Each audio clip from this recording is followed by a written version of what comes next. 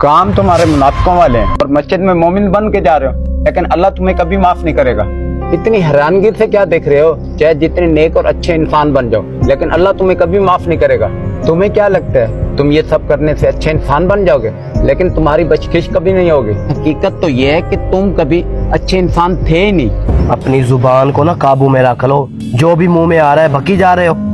क्या जानते हो मेरे बारे में? कुछ भी नहीं जानते हो तुम मेरे बारे में, समझे? जानता तो मैं बहुत कुछ हूँ, बस मैं चुप हूँ तो मुझे चुप ही रहने दो। लेक्चर तो ऐसे दे के जा रहा है जैसे सबसे बड़ा आलिम और मुफ्ती भी यही हो।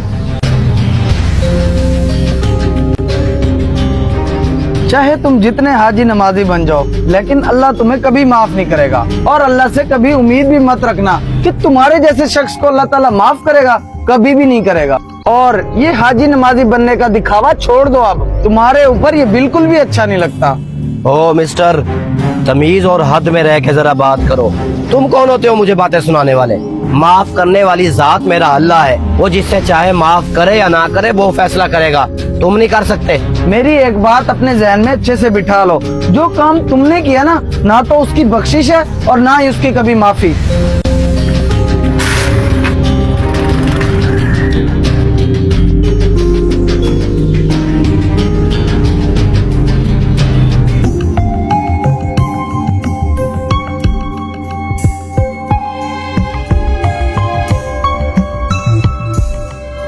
अब ये किस बेगैरत ने घटिया हरकत कर दी है?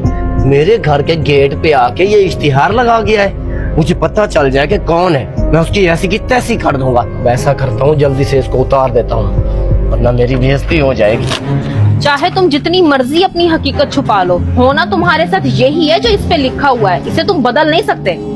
ये जलील और घटिया हरकत भी तुमने की होगी। तुम्हें शर्म नहीं आती किसी शरीफ इंसान को परेशान करते हुए? शरीफ? अच्छी बेइज्जती की है शरीफ की। वैसे मुझे जरूरत नहीं है ऐसे काम करने की, हर कोई जानता है कि तुम्हारी असलियत क्या है। अरे मेरा तो बस चले ना, इस इश्तिहार के साथ तुम्हारी तस्वीर भी लगा दूं ताकि सबको पता चल जाए।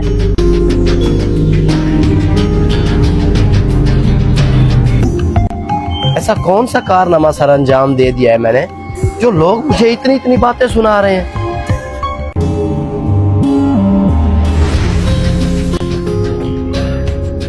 रशीद साहब, एक मिनट मेरी बात सुनिए।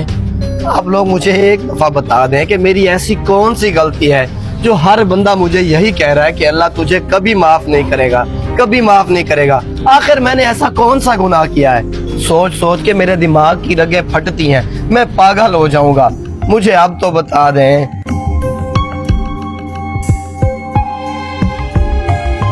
ये आपने क्या किया है? मैंने आपको ये जगह मदरसा बनाने के लिए दी थी और आपने शॉपिंग मॉल का अप्रूवल दे दिया। आप में खौफे खुदा है भी या नहीं? सिर्फ चंद पैसों की खातिर आपने मदरसा छोड़ के शॉपिंग मॉल बनाने का सोच लिया। मेरे वालिद साहब की तो ख्वाहिश थी कि वो उस जगह पे मदरसा बनाए। देखो जी, बात है सीधी सी, जो होना था अब तो वो हो गया।